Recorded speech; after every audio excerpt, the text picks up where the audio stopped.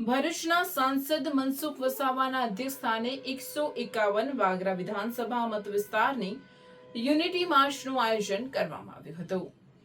આ પગપાળા યાત્રા શુક્લ તીર્થથી જનોર ગામ સુધી યોજાઈ હતી, જેમાં ધારાસભ્ય અરુણસિંહ રાણા, જિલ્લા ભાજપ પ્રમુખ પ્રકાશ મોદી સહિતના અગ્રણી મહાનુભાવો જોડાયા હતા। સરદાર પટેલના યોગદાન અને વિકસિત ભારતનો સંકલ્પ કાર્યક્રમમાં સંબોધન કરતા સાંસદ મનસુખ વસાવાએ જણાવ્યું હતું કે સરદાર પટેલે દેશની સ્વતંત્રતાની લડતમાં મહત્વનો ફાળો આપ્યો અને અખંડ સ્વતંત્ર ભારતના એકીકરણનું નેતૃત્વ કર્યું હતું। તેઓ સરદાર અને લોખંડી પુરુષ તરીકે જાણીતા છે। તેમણે ગુજરાતના ખેડા, બોરસદ અને બારડોલીના ખેડૂતોને સંગઠિત કરી અંગ્રેજોના અત્યાચાર સામે સત્યાગ્રહો કર્યા હતા। સાંસદ મનસુખભાઈ વસાવાએ જણાવ્યું હતું કે સરદાર પટેલે આપણને એક ભારત અખંડ ભારતની અમૂલ્ય ભેટ આપી છે।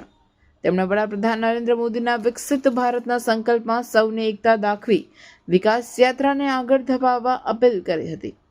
વસાવાએ વધુમાં ઉમેર્યું હતું કે તેમના અમૂલ્ય યોગદાનને જીવંત રાખવા માટે મા નર્મદાના કિનારે વિશ્વની સૌથી ઊંચી સરદાર વલ્લભભાઈ પટેલની પ્રતિમાનું નિર્માણ કરવામાં આવ્યું છે। તેમણે યુવા પેઢીને સરદાર પટેલના કાર્યોમાંથી પ્રેરણા લેવા અને વિકસિત ભારતના નિર્માણ માટે સ્વદેશી ચીજવસ્તુઓ અપનાવવા અપીલ કરી હતી। ધારાસભ્ય અરુણસિંહ રાણાએ પણ પ્રાસંગિક પ્રવચન આપ્યું હતું। યુનિટી માર્ચ દરમિયાન શુક્લતીર્થ અને જનોર ગામના લોકો પદયાત્રામાં સહભાગી થયા હતા। યાત્રામાં મહાનુભાવોએ સરદાર પટેલની પ્રતિમાને ફૂલહાર અર્પણ કરી પુષ્પાંજલિ આપી હતી।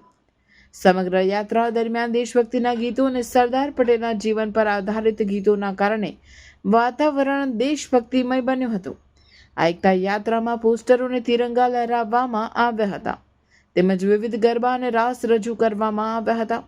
આ કાર્યક્રમમાં જિલ્લા પંચાયત સદસ્યો, તાલુકા પંચાયત સદસ્યો, સરપંચો, આગેવાનો, અધિકારીઓ, પદાધિકારીઓ, શાળાના વિદ્યાર્થીઓ તેમજ વિશાળ સંખ્યામાં ગ્રામજનો ઉપસ્થિત રહ્યા હતા।